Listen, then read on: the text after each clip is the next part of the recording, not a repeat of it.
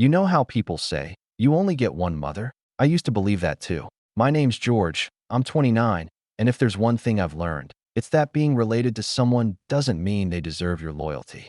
My mother, Carol, was the kind of person who smiled like an angel in public, but tore you apart the second no one was watching. To outsiders, she was the sweetest woman, always helping at church, baking cookies for neighbors, and volunteering at charity events. But to me, she was a hurricane in heels, one that left emotional wreckage everywhere she went. Growing up, I thought her constant criticism was normal. She'd pick apart everything: my hair, my clothes, the way I spoke, even the way I breathed sometimes. "Don't hunch like that, George. You look weak," she'd say in front of my friends. Or, "You're too sensitive." No girl will ever want someone who cries over nothing. I was 12 the first time she said that, and it stuck with me for years. My father, bless his quiet soul, never really stood up to her. He'd just murmur something like, "Let's not start this again," before retreating to his study. I think he learned long ago that standing up to her only made the storm worse. By the time I hit high school, I'd mastered the art of silence. The less I said, the less ammunition she had. But even silence wasn't safe. She'd accuse me of being moody or ungrateful. When I got my first girlfriend, Julia, she went out of her way to get to know her. That meant cornering Julia in the kitchen and asking questions like, "Do your parents know about George's anger problems?" I didn't have anger problems. I had a mother who twisted every small outburst into a story about how volatile I was. The relationship didn't last long after that. Julia stopped answering my calls, and when I asked why, she just said, "Your mom scared me." I thought she was exaggerating back then. I didn't realize how deep my mother's poison ran. Things only got worse as I grew older. Whenever I tried to bring someone new into my life, friends, girlfriends, coworkers, she'd find a way to ruin it. Once, I invited a colleague over to study for an exam during college. My mother accidentally left out my old report cards from middle school on the table, full of red marks and teacher comments like, "Needs improvement in attitude." When I confronted her, she said, "Oh, I just thought it'd be cute for her to see how far you've come." But she knew exactly what she was doing. That was her thing. Everything she did came with a sweet justification. She could destroy you with a smile. After college, I finally moved out. I thought distance would fix things, that maybe she'd mellow out once I wasn't under her roof. But she just switched tactics. The guilt tripping started. "You never call me, George. Do you even care about your mother?" Or, "I'm so proud of your sister. She visits every week." You know, that's what real family does. My sister, Melissa, had always been the golden child. Everything she did was perfect.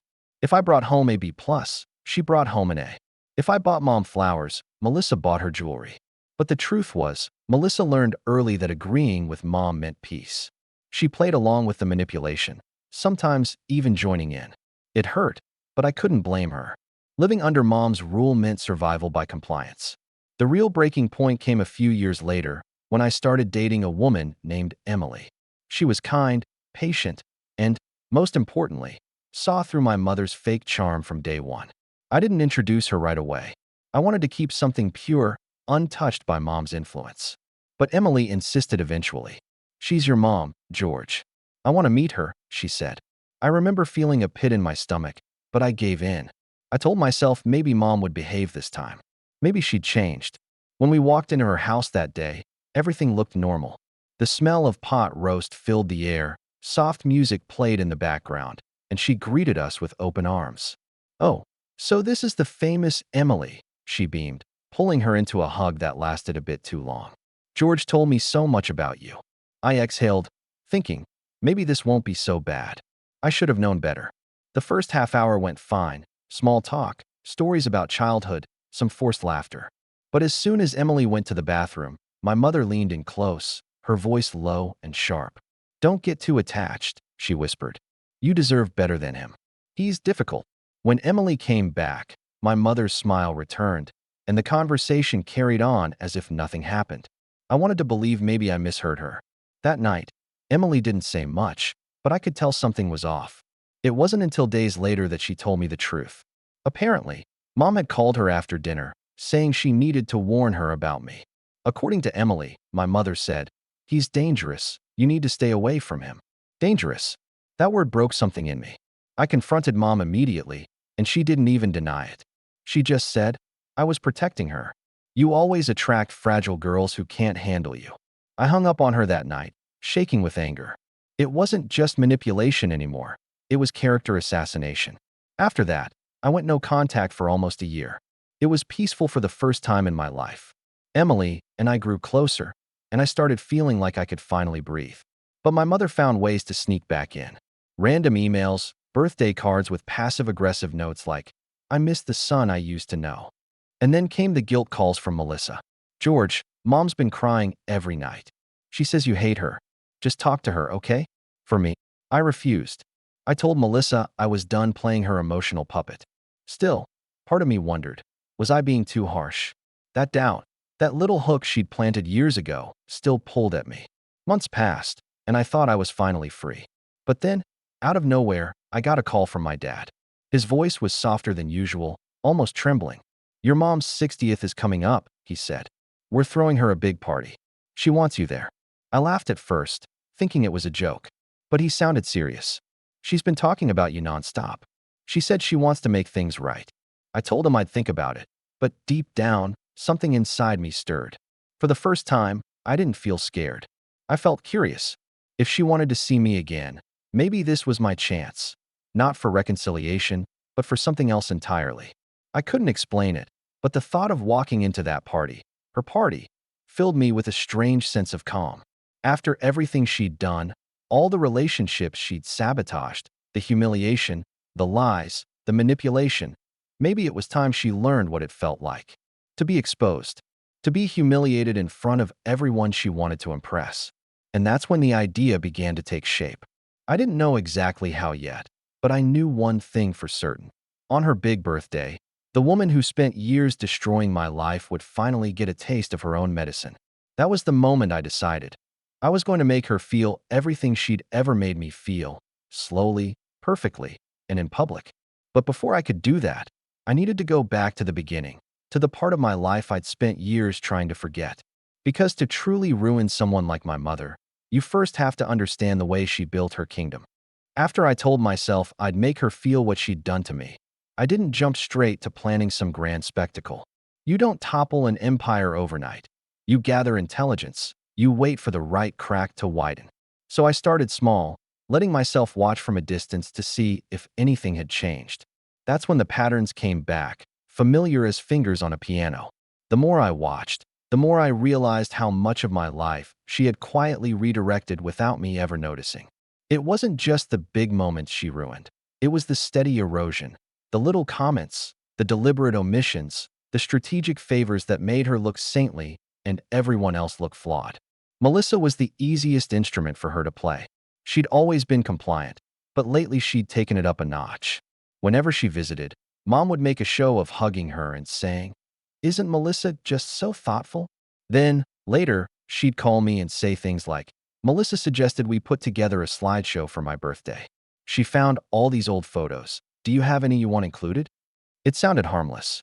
I sent a couple of childhood pictures. Me at 8, a goofy grin, Mom making that proud face. I thought it would be a peace offering of sorts. I didn't realize it was ammunition. In the slideshow, she carefully cropped me out of a photo where I was standing next to her, leaving Melissa front and center, as if I'd never existed in those family memories. It was a small cruelty, but she loved small cruelties. They're harder to catch, and when you do, people assume you're overreacting. She also started inviting people I hadn't seen in years. Neighbors who used to praise her lemon bars, the church ladies who wore matching hats, my dad's coworkers.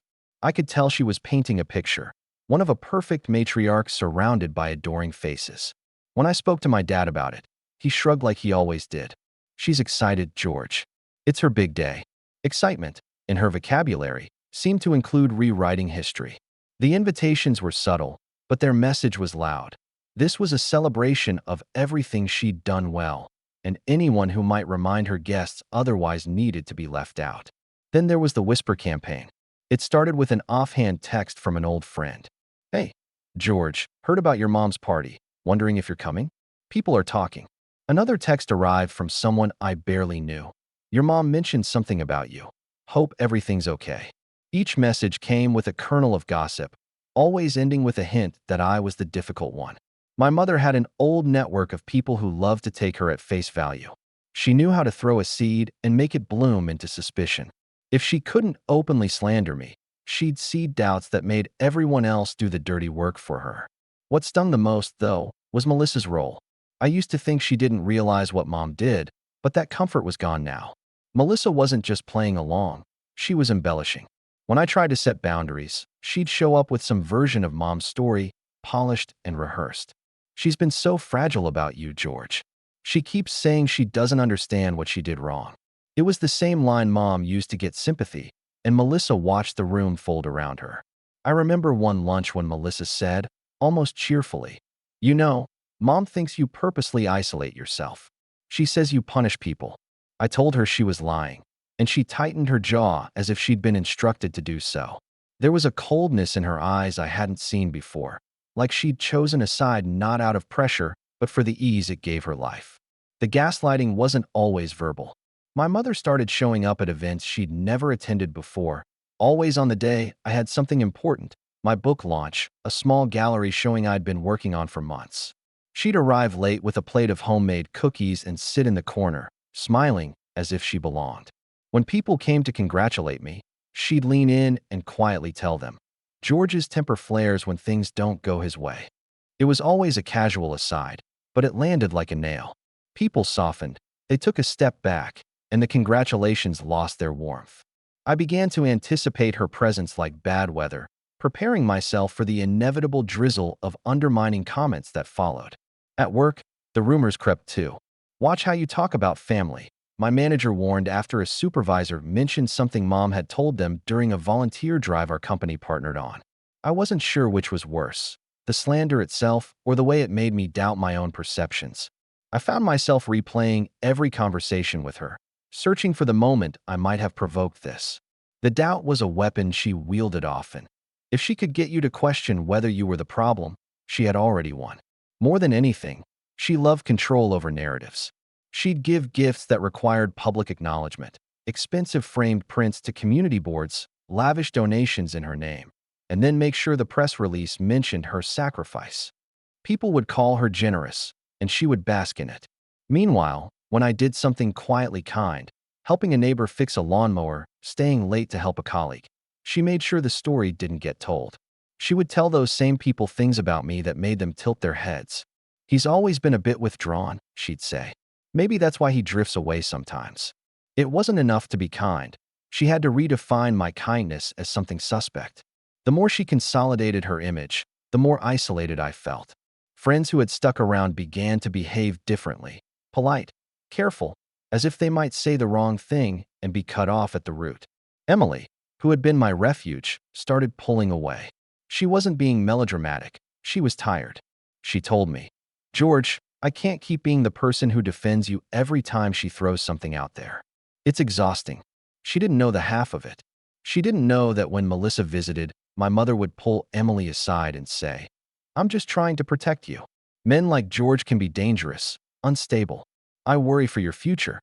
Hearing that, Emily would look at me with a mixture of pity and fear, and though she didn't leave right away, the distance between us grew like a shadow under a door. And then my father started to change. He was always indecisive, but lately his acquiescence seemed more like resignation. He would call to warn me in a hesitating voice, "Don't say anything that'll cause a scene at the party," as if he believed peace meant silence even when silence cost me. He told me that Mom wanted everything to be perfect, that she was fragile. I knew fragility when I saw it. People who used the word to demand indulgence were rarely fragile at all. They were architects of manipulation.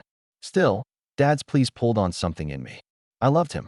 I didn't want to hurt him or embarrass him in front of his friends, but every request to stay quiet felt like another brick in the wall Mom was building between us. In the weeks leading up to the party, the tension tightened like a drawn bow. Invitations kept arriving, each RSVP a tally mark on a ledger that favored Mom. I started receiving calls from people I rarely spoke to, strangers wrapped in condolence about family issues or casual warnings about people changing. Every call, every message seemed orchestrated. I began to suspect that Mom had compiled a dossier on me, a curated record of all my perceived flaws, draped in the soft language of concern. It gave her plausible deniability when she lied and a ready script when others needed convincing. Despite all that, a part of me still wanted to believe in the myth of a mother who could be redeemed. Maybe that's the cruelest part, that even after years of emotional sabotage, the hope for reconciliation lingered like an ember. I told myself I could go to the party and keep my guard up, observe, and leave without incident. But the more I watched, the more I noticed the little traps she set to make me look unstable. She wasn't relying on a single dramatic moment to discredit me. She'd been laying 1,000 needles around me, so that when someone brushed past, blood would appear and people would murmur that I'd been the violent one all along. The last week before the birthday was when things escalated in a way that felt almost theatrical. My mother called my sister and asked her to handle seating arrangements, quietly insisting I be placed at a table with people who were either unfamiliar with me or easily swayed by her words. She wrote a speech.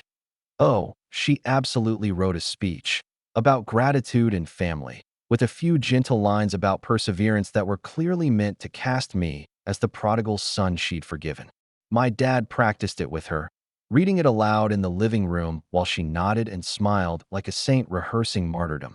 I got an invitation in the mail with my name printed under honored guests, a move that felt like a baited hook. Come, and let us praise you for forgiving us. Stay away, and we'll gasp that you've chosen to be the villain.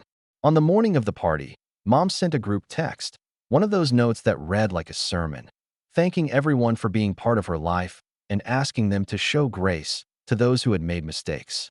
She included an emoji of a dove.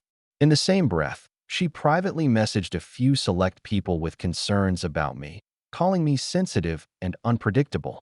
The contradiction didn't bother her. It was all strategy. By day, she was the dove, and by whisper, she was the wolf. Standing outside her house an hour before guests arrived, I felt a weird calm again. The air smelled like cut grass and the faint trace of lemon-scented cleaner, her trademark. I could see her through the kitchen window, fussing over a floral arrangement, a perfect hostess smile fixed in place. She looked like a photograph of herself, composed, radiant, oblivious to the wreckage underfoot. My phone buzzed with a message from Melissa. You ready? Mom's going to be so happy to have you there. There was a little heart emoji. I could have turned around then. I could have walked away and left her to bask in her perfection. But something in me had shifted from hurt to purpose. I wasn't going to simply show up and play the forgiving son she expected. I wanted to expose the scaffolding of her deceit. I wanted people to see the work that went into her perfection. I wanted my name not to disappear. Just as I was about to head to the door, Dad appeared, his face more lined than usual. He looked at me like he'd been carrying a silent apology for years and was finally giving it to me. Son, he said, if you're going to do anything, say something. Just think about Mom's heart. The plea was sincere, and it landed heavy. I realized then that whatever I planned, it couldn't be a spectacle that crushed him. The knives were sharp on both sides. They cut through the people I loved as easily as they cut through the person who'd hurt me. I stood there, thumb hovering over the doorknob, and for a second all the years washed over me at once. The ridicule, the ruined relationships, the nights I cried alone. Then the door opened, and Mom stepped out in a dress that made her look younger than she was, her smile wide and practiced. She wrapped me in a hug that felt like a show for the window, then pulled back and said, loud enough for the neighbors who were tidying up the bunting to hear, George, thank you for coming. It means the world. The words were genuine sounding, but her eyes flicked past me as if searching the crowd for witnesses. I heard a muffled laugh from inside. Melissa, I guessed. The engine of the party was firing up. I stepped across the threshold, and the house seemed to hold its breath. People turned. Hugs were dished out. Compliments about her cooking, her decorations, her graciousness floated around me like confetti. I smiled politely, and people smiled back, some warm, some suspicious, some the kind of smile that naturally follows someone everyone expects to be a certain way. I felt my pulse in my throat, the adrenaline of being seen. This was the field where she fought best, where her performance turned into armor. I told myself I'd be careful, that I'd watch and collect, that I'd wait for the right moment.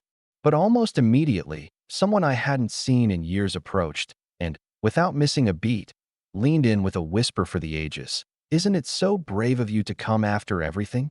The sentence was soft, But it was the exact language she'd trained people to use. Pity wrapped as praise. And then Melissa took the microphone. The microphone squealed a little as Melissa tapped it, smiling like she'd just been handed an award. "Hi, everyone," she said, her voice sweet and a little shaky in that practiced way that people use when they want to seem humble. "Before Mom gives her speech, I just wanted to say a few words about how amazing she is and how proud I am that we get to celebrate her tonight." The guests murmured with approval. My mother, standing a few feet away, pretended to blush. I stood near the back, arms crossed, pretending to sip my drink. I thought I'd seen every manipulation trick in her book, but I was about to learn she had an entire chapter I'd missed. Melissa clicked a button on the projector remote, and the lights dimmed slightly. "We put together something special," she continued. "A little trip down memory lane." The first slide came up, a photo of my mom and dad at their wedding. The crowd cooed. Then one of Melissa as a baby, another of the three of them together, Mom in the middle like the sun in every orbit. A few photos of family trips followed, carefully selected to highlight her as the perfect mother. Mom teaching Melissa to ride a bike, Mom at Melissa's graduation, Mom baking cookies in the kitchen. I waited for something, anything, with me in it. Then one appeared. It was a photo of me, maybe 15, standing awkwardly at the edge of a family barbecue. Everyone else was laughing, mid-conversation. My mother had captioned it, in elegant cursive at the bottom of the slide. "George always had his moody moments, but we loved him anyway." Laughter filled the room. Not cruel, exactly, just that collective, sympathetic chuckle people make when they think they're sharing in a harmless joke. I felt my chest tighten. Melissa clicked to the next slide, another photo of me, younger this time, at my desk surrounded by crumpled paper. The caption read, "A writer in the making, even if you preferred brooding over helping with dishes." More laughter. I could feel the heat rising in my face. My mother stood nearby, covering her mouth, acting embarrassed. "Oh, Melissa," she said, giggling. "I told you not to include that one." But she didn't look at me once. It went on like that. Every slide with me in it came with a backhanded caption. "Our difficult teenager, the rebel phase, George learning to apologize." And when the photos of Melissa appeared, they were all glowing tributes. The pride of our family, Mom's best helper, always by our side. The crowd was eating it up. My father clapped at one point, oblivious to the subtle cruelty unfolding. I caught a glimpse of my reflection in the window, jaw clenched, smile fixed, and I realized I was playing the role she'd written for me, the stoic, distant son who couldn't take a joke. Then Melissa said something that turned the room. "And now," she began, voice thick with fake emotion, "we wanted to include a little story that Mom told me recently, something that really shows how strong she is." I froze. A story? That wasn't part of the plan. She clicked again, and the screen changed to a grainy photo of my mom sitting in the hospital waiting room years ago, the day I'd had my appendectomy at 17. I remembered it vividly. I'd been terrified, and she'd spent the whole night scolding me for making a scene. But now, Melissa was narrating a very different version. "When George was 17, she said, he had to go into emergency surgery. Mom was so scared, but she stayed up all night, holding his hand, praying he'd be okay. What most people don't know," she added, lowering her voice, "is that around that time, George was struggling a lot. He was angry, confused, even destructive. The word hit me like a punch. But Mom never gave up on him," Melissa continued. She told me, "Even when George lashed out, I knew it wasn't really him. It was just pain." The audience made sympathetic noises. I saw a few people glance my way, then quickly looked down. My mother dabbed her eyes with a tissue. Perfect performance. I felt the floor tilt under me. That story wasn't just exaggerated, it was a complete lie. I never lashed out. I'd gotten upset once when she accused me of faking pain to get attention, and I'd raised my voice. That was it. But in her version, I'd become some troubled kid she'd heroically endured. I could have walked out then. I almost did. But something in me wanted to see how far she'd go. Melissa advanced to the final slide, a photo of my mother with her arms around both of us. I was maybe 20, Melissa 22. I remembered that day. We'd gone to a local fair, and right before the photo, my mother had whispered, "Stand closer to your sister. You look cold." The caption this time wasn't a joke. It was a statement. A mother's love never fails. When the lights came back on, The room erupted in applause. People were wiping tears. My mother waved them off humbly, smiling through the attention. "Oh, stop," she said. "Melissa did all the work. I just lived the story." That line, "I just lived the story," it landed like a spark on dry wood. The rest of the evening moved like a fog. People lined up to hug her, to tell her how inspiring she was. I stood on the periphery, invisible again. I tried to avoid her, but of course she found me. She always found me. "Wasn't that beautiful?" she said, her voice dripping with satisfaction. "Melissa worked so hard on it." I stared at her. "You told her to say those things," I said quietly. She blinked, feigning surprise. "What things?" "That I was dangerous. Angry. That I lashed out. You made me look like some kind of problem child." Her smile didn't falter. "Oh, George, don't be dramatic. People like honesty. They relate to struggle." She leaned in closer, lowering her voice to a whisper. "Besides, it's good for you. Makes you look human." "Human?" I hissed. "You turned me into your redemption arc." She tilted her head, still smiling for the onlookers. "You should thank me. It's the first time people have ever applauded you." That was it, the shift.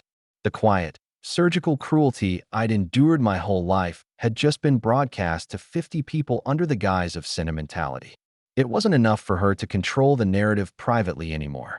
She needed an audience. I turned to walk away, but she caught my sleeve.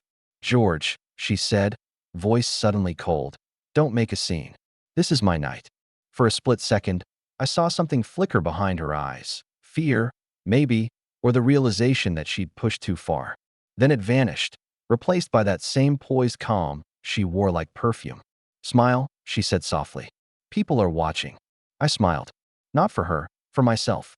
Because in that moment, something hardened inside me. Whatever lingering hope I'd had of reconciliation evaporated. This wasn't a woman who could change. This was someone who built her power on illusion, who thrived on the humiliation of others, even her own child. The rest of the evening dragged on. My father gave a toast, nervous and trembling, mostly thanking her for holding the family together. She wept on cue. Guests handed her gifts wrapped in gold paper. I stood by the window, staring out at the dark yard, running through every memory she'd ever rewritten. I realized that night wasn't just another example of her cruelty. It was the clearest declaration yet that she would never stop unless someone forced her to. And that's when the final blow came. Toward the end of the night, my father called for attention again. "Before we end," he said, "Carol has something special she wants to share." She walked up to the microphone, smiling as the room fell silent. "Thank you all," she began, "for being part of this journey. Family means everything to me, and tonight I wanted to do something to honor that." I felt a strange unease crawl up my spine. She turned toward me. "George," she said, "I know things between us haven't always been easy. You've struggled, and I've made mistakes. But I've been praying for a way to show you that I still believe in you." Murmurs rippled through the crowd. My name again. Publicly. She gestured to Melissa, who handed her a white envelope. "I've been talking to my lawyer," she said. "I decided to make a few updates to my will. Melissa doesn't even know this part." She paused, smiling wide enough for everyone to see. "I've set aside something for you, George, a little fun to help you get back on your feet." She said the words slowly, deliberately, savoring the humiliation. People clapped. Clapped. A fun to get back on my feet. Like I was some tragic failure she was rescuing. I could see Melissa's expression tighten, half confused, half sympathetic, but she didn't intervene. My father looked at the floor. "Mom," I said quietly, "what are you doing?" "Oh, come on," she laughed. "Don't look so serious. Everyone knows families have ups and downs." That was the moment the betrayal fully sank in. Not just the slideshow, not just the lies, but the realization that this woman would never love me without conditions. Every apology was a performance, every gesture a stage. She'd weaponized my life for applause. The crowd started to disperse into chatter again, clinking glasses and exchanging smiles. She stood there, basking in her own benevolence, a queen in her castle of illusions. And as I watched her soak in the attention, I felt something icy and precise forming in my chest. Not rage, not despair, but clarity. This wasn't about fighting her anymore. It was about dismantling her image piece by piece, just the way she'd done to me. She thought she could humiliate me in front of everyone. But what she didn't know, what no one in that room knew yet, was that I'd been preparing for this for months. And by the time her perfect little kingdom fell apart, every single one of them would see who she truly was. After that night, I stopped visiting the house completely. Not even holidays.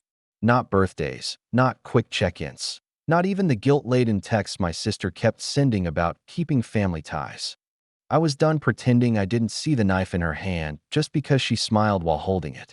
But walking away from my mother wasn't freedom right away. It was withdrawal. That party had left something raw and unsteady inside me, like the ground had been yanked out and I was still trying to find balance. For weeks, I replayed that night over and over in my head, her voice dripping with that fake tenderness, the crowd clapping, the pity in their eyes when she called me troubled. I'd wake up in the middle of the night hearing her words echo. "I've set aside something for you, George, a little fun to help you get back on your feet." It wasn't generosity. It was a carefully sharpened insult disguised as kindness. Emily tried to comfort me at first, but even she didn't fully understand. "You can't let her live in your head like this," she told me one night as we sat on the couch. "She wins every time you think about her." I nodded, but deep down I knew it wasn't that simple. You can't just evict someone who built your house, even if they built it wrong. Still, I tried. I buried myself in work. I was writing full-time then, mostly freelance pieces and ghostwriting for blogs that paid little but kept me busy. Each morning I'd make coffee, sit at my small desk, and tell myself that today I wouldn't think about her. Some days it worked. Others, I'd find myself frozen mid-sentence, remembering the look on her face when people applauded her lies. The silence after cutting her off was strange. For most of my life, chaos had been my baseline. Without her calls, the noise, the constant second-guessing, the house felt too quiet. The absence of her manipulation was its own kind of haunting. But slowly, in that silence, I started to hear something else, my own voice again. Months passed.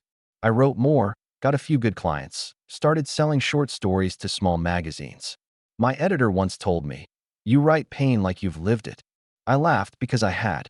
The more I wrote, the more it stopped being about her and started being about me, about taking ownership of the narrative she'd stolen. And yet, every success brought a new wave of guilt. Years of conditioning had taught me that any win was supposed to be shared with her. I'd catch myself drafting a message to tell her about a publication or a milestone, then delete it before sending. That reflex, that desire for her validation, was the hardest chain to break. Then one afternoon, about 8 months after the party, Melissa showed up at my apartment unannounced. I hadn't seen her since that night. She looked nervous, holding a paper bag of muffins like it was an olive branch. "Can I come in?" she asked. I hesitated, then nodded. She sat on the couch, fidgeting with her sleeves. "Mom's been worried about you," she said softly. I laughed bitterly. "She's worried I'll embarrass her again, you mean?" "No," Melissa said quickly. "It's different now. She's been saying she wants to make peace." "Peace," I repeated, the word tasting foreign. "Did she send you?" She hesitated, which told me everything I needed to know. She feels bad about what happened. She didn't mean to hurt you." "Melissa," I said, my voice low. "She wrote a speech that called me unstable. She planned it. That wasn't a mistake." Melissa looked down. "I know, but she's been crying a lot. Dad says she's not sleeping." "Good," I said before I could stop myself.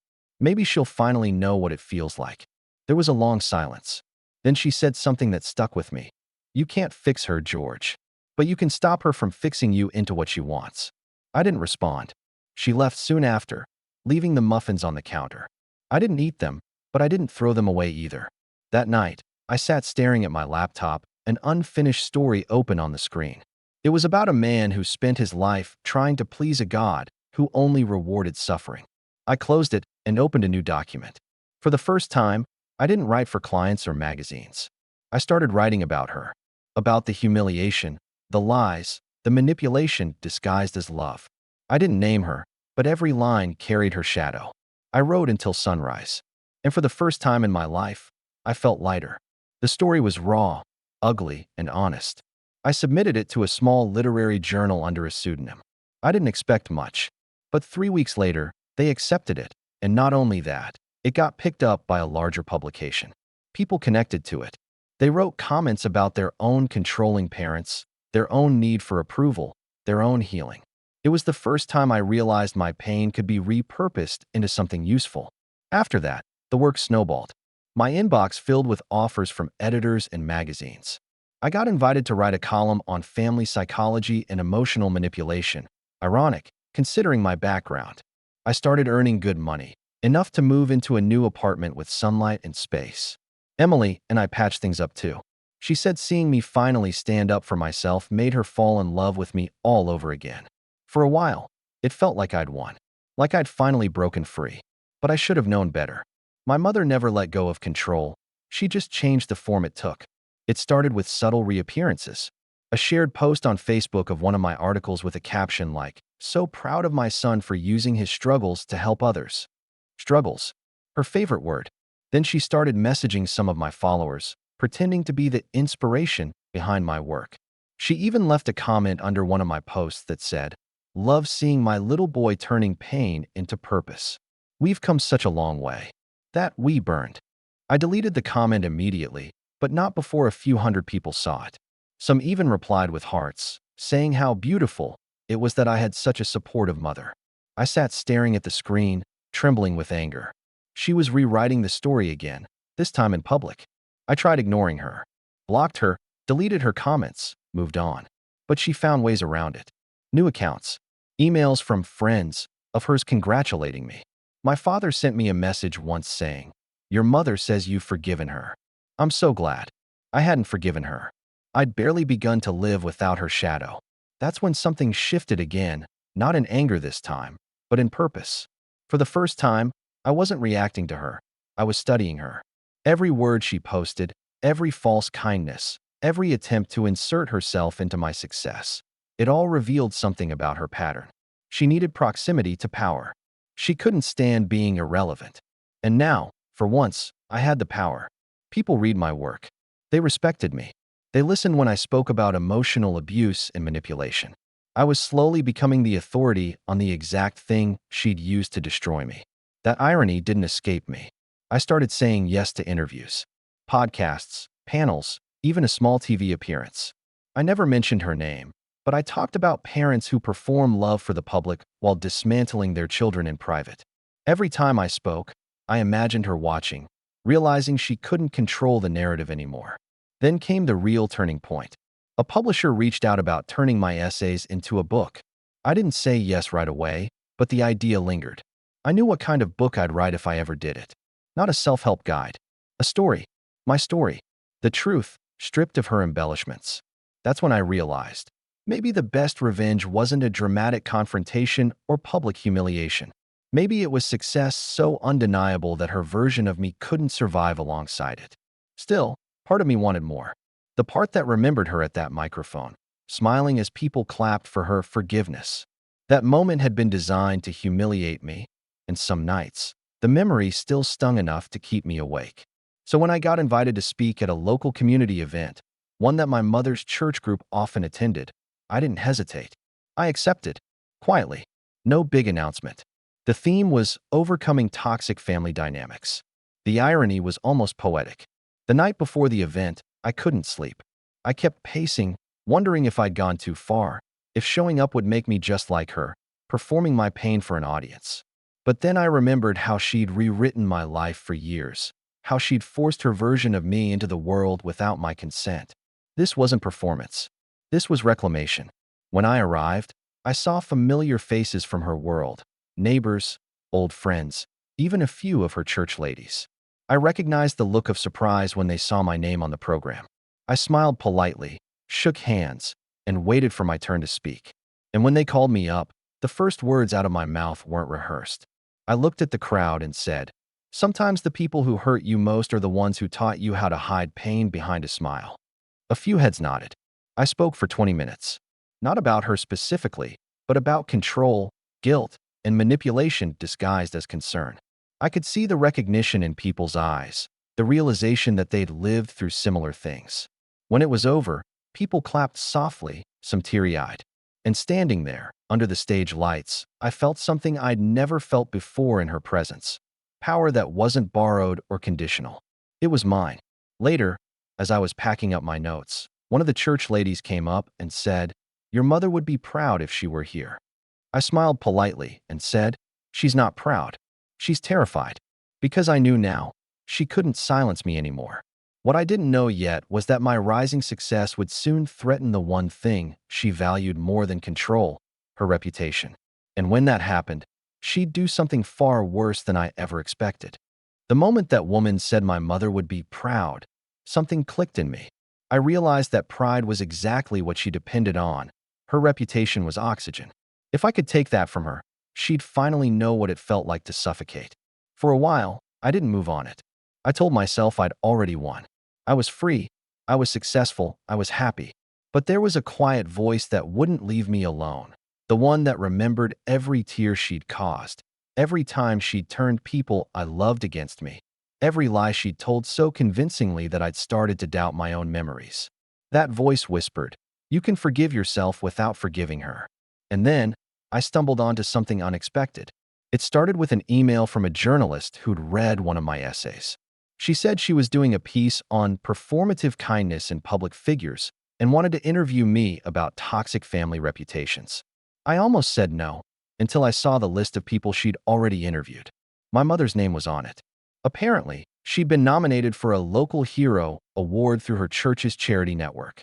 They were doing a human interest story about her years of selfless service. The journalist wanted my perspective on growing up in such an inspiring household. That's when the plan began forming, not in anger, but in perfect, steady clarity. I agreed to the interview, but I didn't give her the story my mother expected. I didn't rant or accuse. I simply told the truth, calmly, factually. How appearances can be a kind of armor. How some people weaponize kindness to control others. I mentioned no names, but every person who knew her would recognize the portrait. The journalist was sharp. She asked good questions. When I finished, she said quietly, "You've given me a lot to think about." I didn't hear from her again for weeks. Then, one morning, the story dropped. The headline read, "When Kindness Has a Price, Behind the Masks of Local Charity Culture." It wasn't a direct expose, but my mother's quotes were there. Her usual sentimental lines about helping those who can't help themselves, followed immediately by anecdotes from a family member describing emotional manipulation and control disguised as generosity. The juxtaposition was brutal. The article went viral in our small town. Within a day, the comment section was full of people whispering about who the family member might be. It didn't take long before someone connected the dots. I didn't have to confirm it. I didn't have to say a word. She did what she always did. She called me. First with that brittle tone she used when she wanted to sound reasonable. "George, I read something this morning. Tell me it's not about me." I didn't respond. "George," she said again, sharper now, "this could ruin everything I've built. You think people won't know it's me? You've made me look like a monster." I let the silence hang. Then I said, "You did that all by yourself." She exhaled, the sound shaking slightly. "You're going to regret this," she whispered.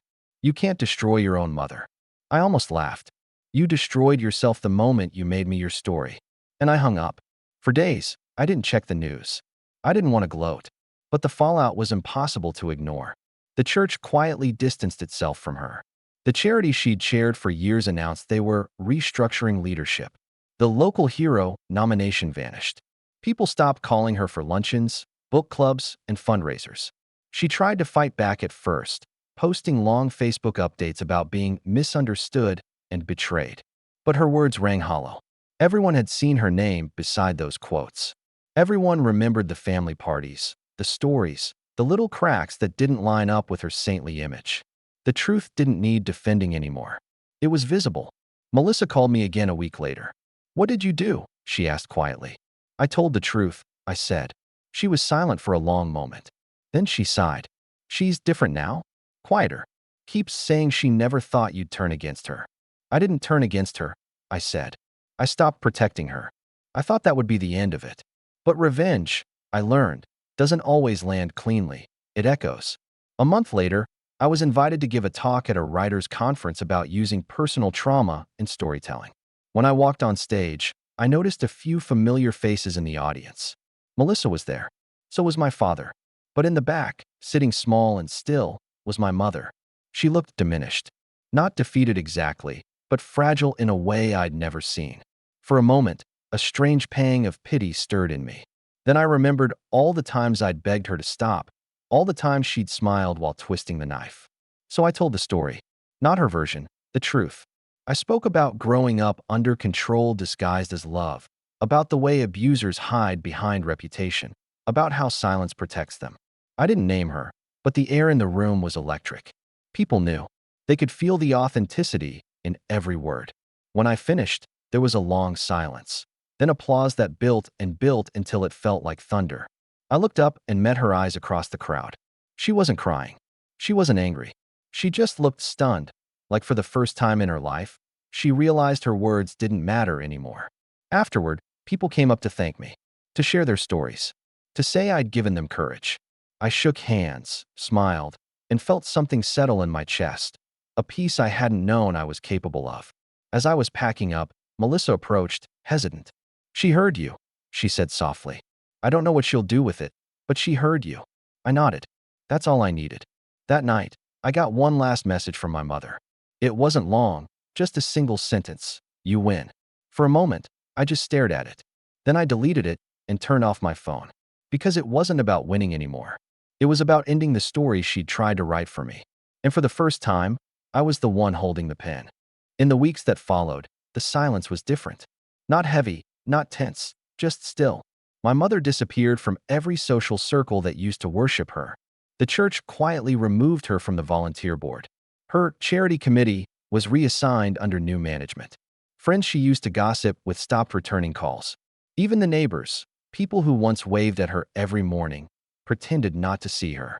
For the first time, her world stopped revolving around her. And she hated it. I didn't gloat. I didn't post anything. I didn't speak her name. The irony was, I didn't need to. The truth had momentum now. It didn't need my push anymore. It simply lived, quietly reshaping the way people saw her. Every kind act she'd once performed was now re-examined under the right light, and people started to notice the pattern that had been there all along. The way she talked over others. The way she made every conversation orbit around herself. The subtle digs disguised as jokes. She wasn't seen as evil. She was seen as fake. And to her, that was worse than being hated. Melissa told me that she'd tried to host a small dinner to clear the air. Only a handful of people showed up, mostly out of pity. Someone mentioned the article, and apparently, Mom broke down. Full tears, saying things like, I gave everything to that boy. I did my best. But for once, nobody rushed to comfort her. Nobody played the audience. They just watched her unravel, and she couldn't stand that kind of silence, the kind that means people no longer believe you. She stopped attending church after that, stopped posting pictures online. Even her once perfect garden, the pride of the neighborhood, started to wilt.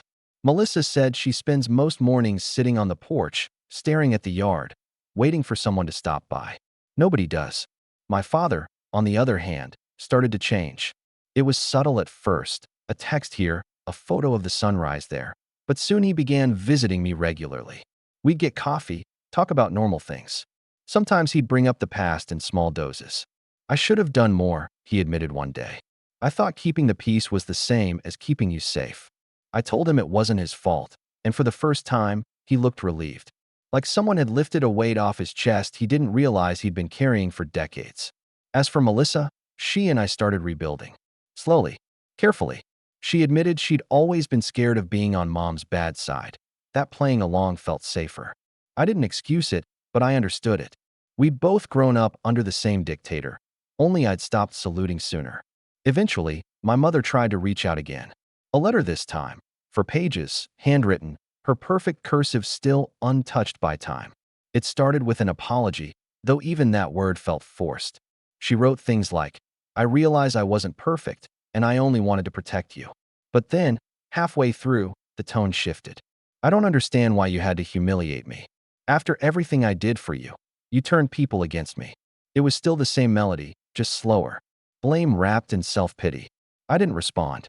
I folded the letter neatly, placed it in a drawer, and left it there. Not as a keepsake, just as proof that even when stripped of her stage, she couldn't change her script. Months passed. My book came out that spring.